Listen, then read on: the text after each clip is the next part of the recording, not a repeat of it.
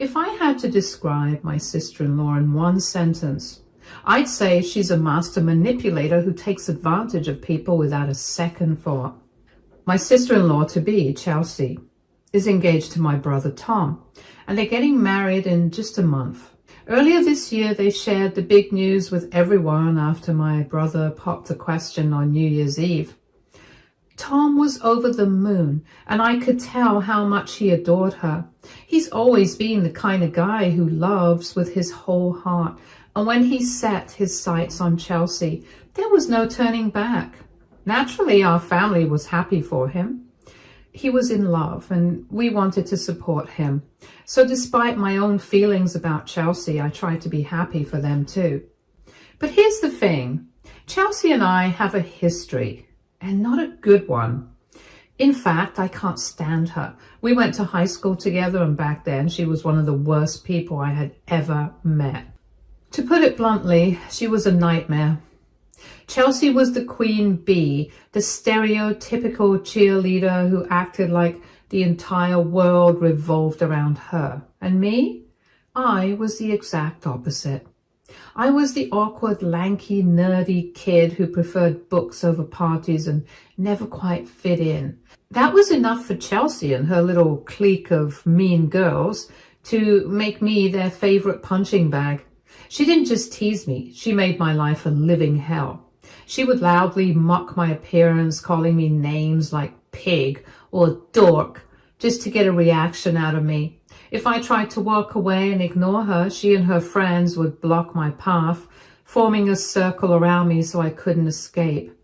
They would laugh, poke at me, taunt me until I felt completely powerless. It was as if she enjoyed watching me squirm, like my pain was entertainment for her. One of the worst memories I have of her is the day she took my glasses off my face and threw them on the ground and stomped on them with a smirk. My vision was terrible, so without them, I was practically blind.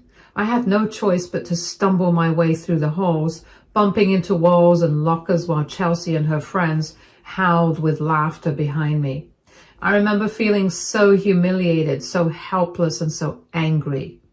During our prom, which is supposed to be one of the most magical moments of every teenager's life, she pulled a horrible prank on me. I had been so excited for the evening. My mom and I had spent hours searching for the perfect dress. And when we finally found a beautiful blue gown that hugged my figure just right, I felt like a princess. For once, I wasn't just the nerdy girl. I felt confident, excited, and ready to have a good time. My two best friends and I had decided to go together, making it a fun girls' night. We weren't worried about having dates. We just wanted to dance, laugh, and create amazing memories. But little did we know, Chelsea and her gang were lurking in the shadows, waiting to turn our special night into one of the most humiliating experiences of our lives. Everything was going great at first. The music was loud, the lights were twinkling, and for once I felt like I belonged. That was until one of my friends needed to use the washroom, and, as teenage girls often do, the other two of us decided to tag along. It seemed harmless, just a quick break before we got back to dancing. What we didn't know was that Chelsea and her friends had set a cruel trap for us. They had rigged a bucket of ice-cold water above the bathroom exit, tying it to a string so that when someone walked through, the bucket would tip over and drench whoever was underneath. And of course, their primary targets were me and my friends. So they waited, watching, whispering, giggling to themselves, just waiting for us to walk right into their little scheme. The moment we stepped out of the bathroom, it happened. One of us must have unknowingly pulled the string, and before we could even react, freezing cold water came crashing down on us. It wasn't just a splash, it was a full bucket soaking us from head to toe. The shock of the ice-cold water stole the breath from my lungs, and within seconds, I could hear the shrieking laughter echoing through the hallway. Chelsea and her gang stood there, doubled over in laughter, clutching their phones, recording every second of our misery. To them, it was the funniest thing in the world. To us, it was absolutely mortifying. My perfect dress, my special, carefully chosen dress, was ruined, clinging uncomfortably to my skin. My makeup was smeared, my hair dripping wet, and all I could do was stand there frozen in shock as the embarrassment settled in. But Chelsea didn't stop there. Oh no, she wanted to make sure our humiliation was permanent. That night, she uploaded the video onto YouTube with the cruel caption, "Ugly ducklings get water dunked in high school." The video spread like wildfire. It was humiliating to say the least. Almost everyone I knew back in my hometown watched the video and had a laugh. My parents were heartbroken for me, but there was nothing they could do to erase what had happened. That experience changed me. After high school ended, I made a conscious decision to cut ties with almost everyone from my past. I left for college, determined to rebuild myself. I worked hard, got into a well-respected university, and earned my degree. From there, I built a stable and fulfilling career, something I could be proud of. Somewhere along the way, I met Aaron, the love of my life. He wasn't just handsome, but kind, supportive, everything I could have ever wanted in a partner. We got married, and not long after, we welcomed our beautiful daughter into the world. For years, I have pushed the painful memories of high school deep into the back of my mind. I moved on, or at least I thought I had. Therapy has helped me heal and had given me the tools to work through the trauma and grow beyond it. My parents knew how much I had struggled and how hard I had worked to put the past behind me. Never in my wildest dreams did I think I would have to face my bully again. Never did I think that the person who had made my teenage years unbearable would somehow worm her way into my world as an adult. Started last year when my brother Tom told us he had someone special he wanted to introduce to the family. At the time, he had only been dating her for 3 months, but he already seemed serious about her. This was a big deal because Tom had never been the type to settle down. My parents and I were pleasantly surprised after years of watching him casually date without commitment. He finally seemed ready for something real. We were excited to meet this mystery woman and to welcome her into our family. Little did we know who she was. On the day of the event, the moment Tom walked into the room with Chelsea by his side, I felt like the air had been sucked out of my lungs. It was like being thrown straight back into high school, like all the years of healing and moving forward had just vanished in an instant. My heart pounded, my stomach twisted in knots, and for a brief moment I felt frozen in place. I could hardly believe what I was seeing. My husband, Aaron, immediately noticed my change in demeanor, and leaning in close, he whispered, "Are you okay?" I swallowed hard, my eyes never leaving Chelsea as I whispered back, "That's her. That's Chelsea, my high school bully." Aaron's reaction was instant. His eyes widened in shock and then narrowed in anger. He had heard all about what she had done to me back then. He knew the stories, the torment, the years of pain I had endured because of her, but I had never shown him a picture of her before. So this was the first time he was seeing her in person, and now here she was, standing right in front of us with my brother. Tom, completely unaware of the tension building in the room, started making his way around, introducing Chelsea to everyone, and when they finally reached me, he smiled and gestured toward her. "This is my girlfriend, Chelsea," he said proudly.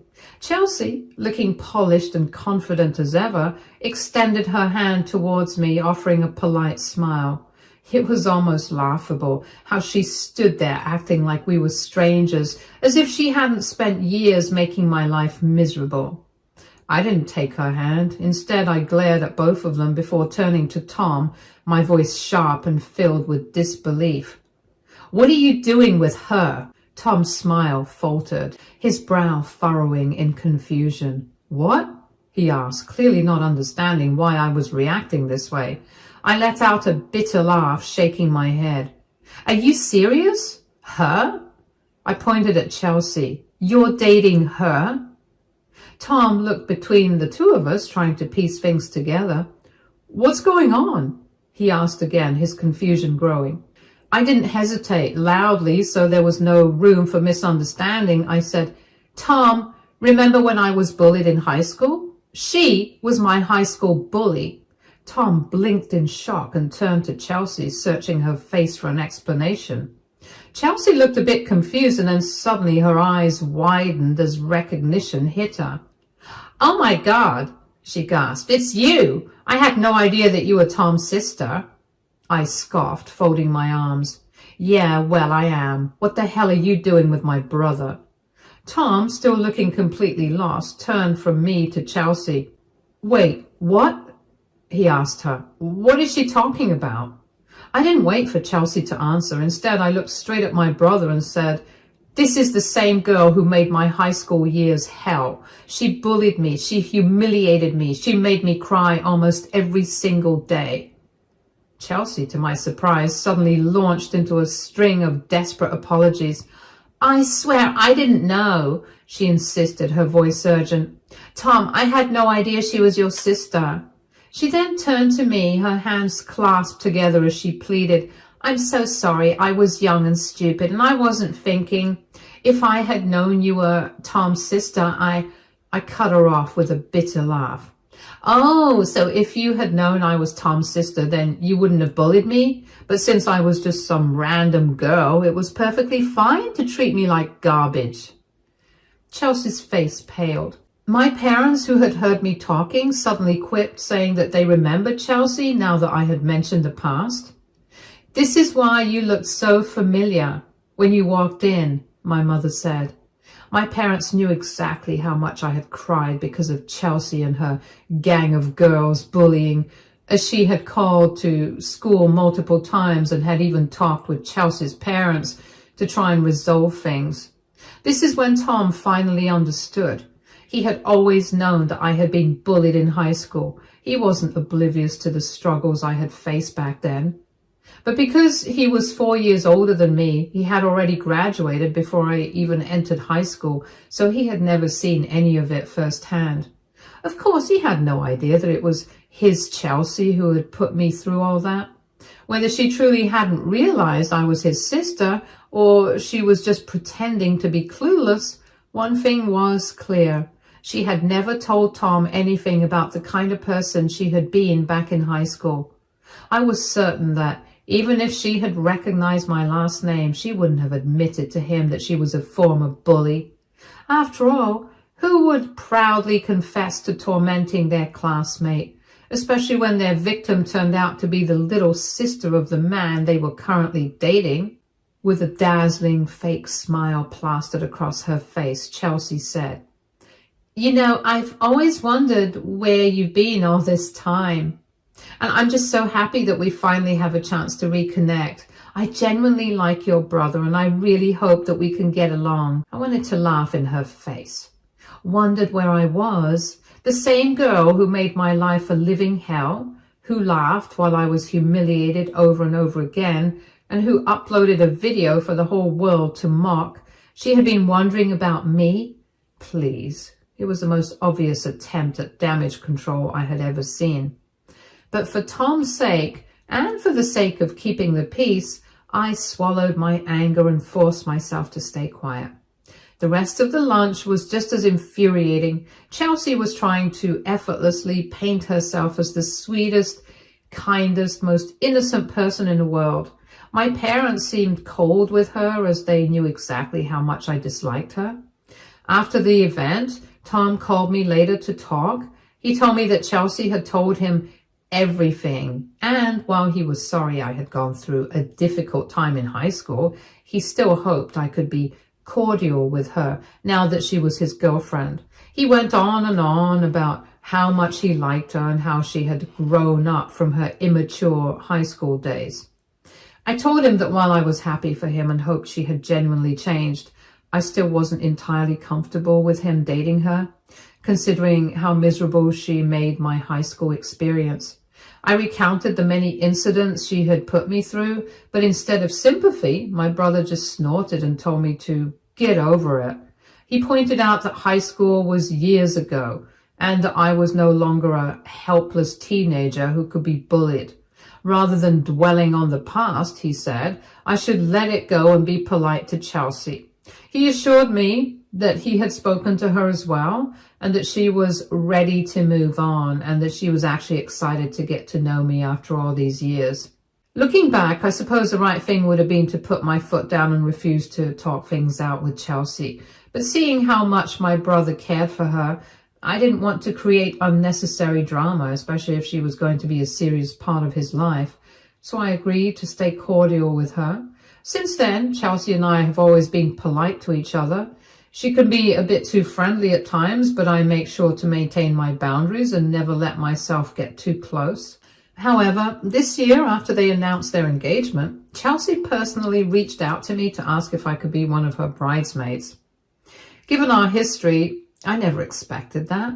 She said that I was the only person she knew from childhood and that it would mean so much to have me by her side on her big day. I'll admit I was taken aback. It seemed like she was finally making an effort to mend things between us. And despite my lingering resentment, I decided to be the bigger person. I accepted the offer, thinking that maybe, just maybe, this could be a fresh start for both of us. But I was so wrong. The moment I agreed, it was like I had unknowingly signed up for a full-time, unpaid job with the world's worst boss. Chelsea turned out to be a complete bridezilla. She expected me and the 3 other bridesmaids to be at her beck and call day and night. Didn't matter that I had a full-time job and a family of my own. In her eyes, her wedding took priority over everything. Every other evening, she insisted we meet up for brainstorming sessions about her wedding, as if it were a billion-dollar corporate project rather than a one-day event. She constantly changed her mind about everything, the flowers, the seating arrangements, the color scheme, and expected us to entertain her endless indecisiveness. But the worst part, the weekends. Every single weekend. Instead of enjoying my well-earned rest days, I was dragged to countless wedding venues because Chelsea could not make up her mind. One place was too big, another was too small, and the next one had weird lighting, and the one after that had ugly chairs. It was an endless cycle of nitpicking and second-guessing, and every time she found something she did like, she would change her mind and next week and make us start from scratch. Then came the bachelorette trip. Chelsea announced, not asked, that she expected us to take her on a lavish trip abroad. Not a weekend getaway, not a fun road trip, an international vacation. I knew the other bridesmaids weren't as financially stable as I was, so naturally, the responsibility of booking flights and accommodations fell on me. Chelsea reassured me that everyone would send me their share of the money later, and after a long discussion about destinations, we finally settled on a resort that she picked herself. Trying to be a good sport, I went ahead and made the bookings. I shared the details in our group chat, and at first everyone seemed thrilled about the trip. For weeks, I expected everyone to pay me back their share for the trip, just like we had discussed before I booked for everyone. But no one did. Every time I brought it up, I was met with excuses, delays, and outright avoidance. It was beyond frustrating. One bridesmaid told me her cat was sick and that she had to cover vet bills first, but she promised she'd pay me back after her next paycheck. Another bridesmaid admitted that she just didn't have any extra money at the moment and would pay me back in installments, which, given her tone, sounded more like a vague possibility than an actual commitment. And Chelsea, she was the worst of them all. She either ignored my messages completely or gave me the same tired response. I'll send it next week, don't worry. But every time next week rolled around, she had a new excuse. She was too busy, she forgot, or she just didn't respond at all. At first, I tried to be patient. I wanted to believe that she and the others would follow through. But as the weeks passed and the deadline for the trip got closer, I realized that I was being taken advantage of. Again. So this week I finally put my foot down. I messaged Chelsea directly, firmly reminding her that she still hadn't paid me back and that I needed the money now. And that's when she exploded.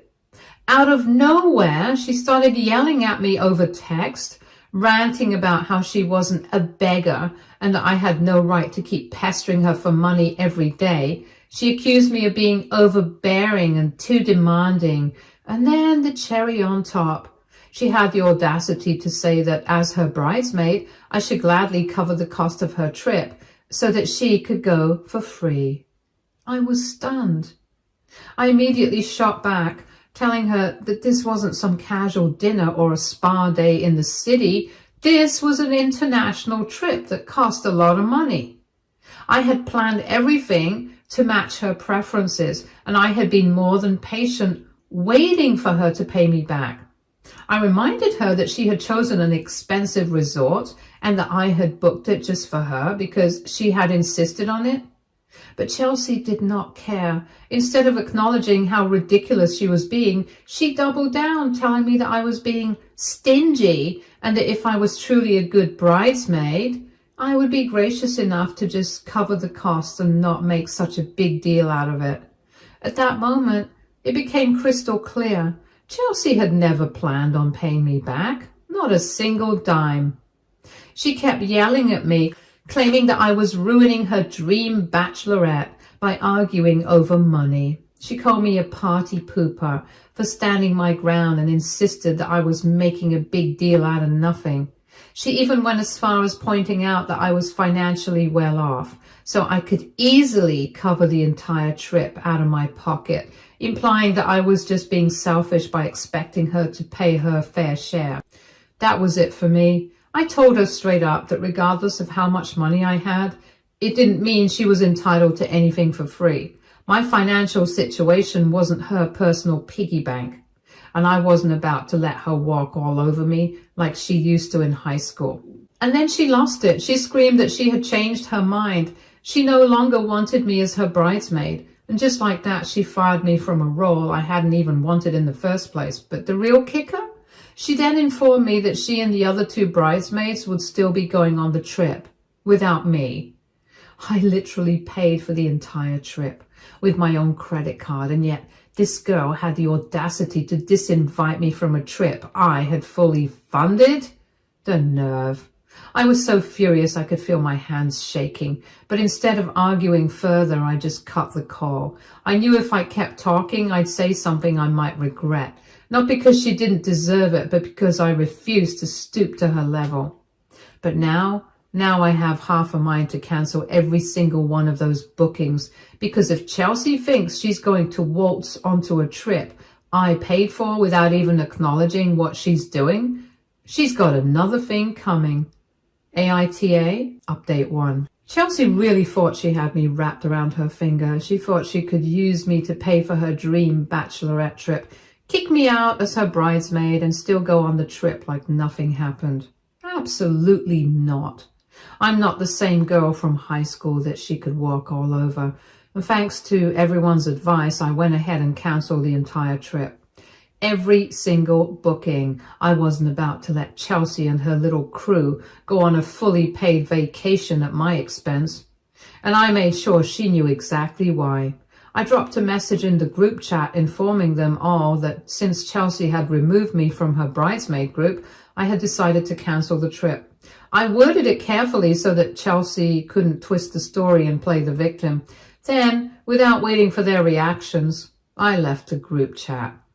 It took less than an hour for Chelsea to completely lose it. My phone wouldn't stop ringing, call after call, all from her. And when I didn't pick up, she switched to texting nonstop. She was furious. She sent me multiple messages about how I had cancelled her bachelorette without consulting her first, as if she still had any authority over me. She called me every name in the book, accused me of ruining everything, and made it very clear that she now hates me. She swore she would talk to my brother and make sure I was disinvited from their wedding. I just sat and laughed, looking at her messages, because at this point, she's only proving exactly who she is. I took screenshots of every single message, every insult, every threat, all of it. And honestly, I'm seriously considering exposing her. She spent her whole life getting away with using, manipulating, and bullying people. Maybe it's finally time for her to face some consequences. Update 2. Today, Tom called me up demanding to know how I could do this to Chelsea. He went on and on about how much I had hurt her by cancelling the trip, how she was so upset, and how she felt like I was deliberately trying to sabotage her life. I actually laughed at that. I asked him, "Explain to me how exactly I'm sabotaging her life by not paying for a trip that she expected for free, by not rolling over and taking her abuse, by refusing to be her personal doormat." And of course, he had nothing to say to that. Instead, he doubled down, saying that as her bridesmaid, it was my duty to listen to her because she was the bride. Excuse me, my duty?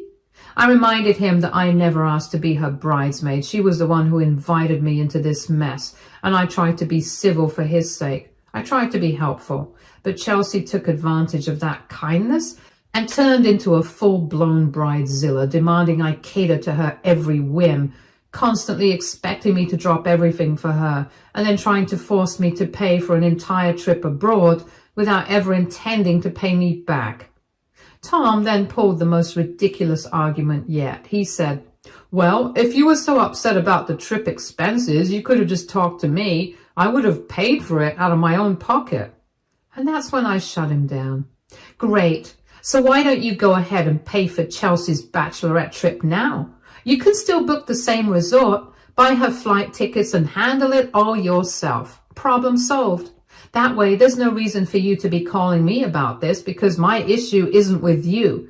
It's with your fiancé, who tried to bully me into giving in to her ridiculous demands." He tried to argue that I was being difficult for no reason, and that as his sister, I should be more supportive. I told him flat out that I had been supportive, more than she deserved, but that doesn't mean I have to let Chelsea use me. Honestly, I just feel like at this point, Tom refuses to see the giant flashing red flags Chelsea is waving in his face. She doesn't deserve him at all. He's the only one paying for this entire wedding. My parents have refused to contribute. Chelsea's parents can't afford to help, and Chelsea herself doesn't even have a job.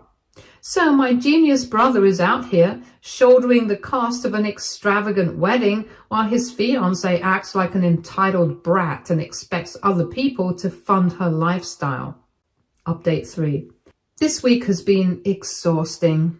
After my brother called me, Chelsea decided to escalate things even further, and she sent me a voicemail. And let me tell you, it was pure evil. At first, she just repeated everything Tom had already said, how I had hurt her, how I was ruining everything, and how I should be ashamed for trying to sabotage her life. But then her tone changed. She dropped the act completely and said something that made my blood run cold. "Once I'm officially part of the family, I'm going to make your life hell, just like I did in high school." And then she added, "If you want to play this game with me, guess what? I can play it better than you." I sat there listening to the message over and over, completely baffled. What game? Not paying for her bachelorette trip wasn't some strategy. It was my money and my right to say no. I wasn't playing anything, but Chelsea, she clearly was. I let my husband listen to the voicemail, and he was furious. That was the final straw. Enough was enough. He and I both decided that we shouldn't take this anymore. I opened up a family group chat and added everyone, my parents, my brother, Chelsea, and all our relatives. Then I laid everything out, and I told him everything from the way Chelsea bullied me in high school to the way she used me as a personal assistant for her wedding, to how she expected me to fund her bachelorette trip without ever intending to pay me back. I didn't stop there. I attached screenshots of her messages and, most importantly, the voicemail. I let everyone hear it for themselves. The reaction was immediate. People were furious. My parents were especially disgusted. My mom called Tom immediately and told him they would not be attending the wedding.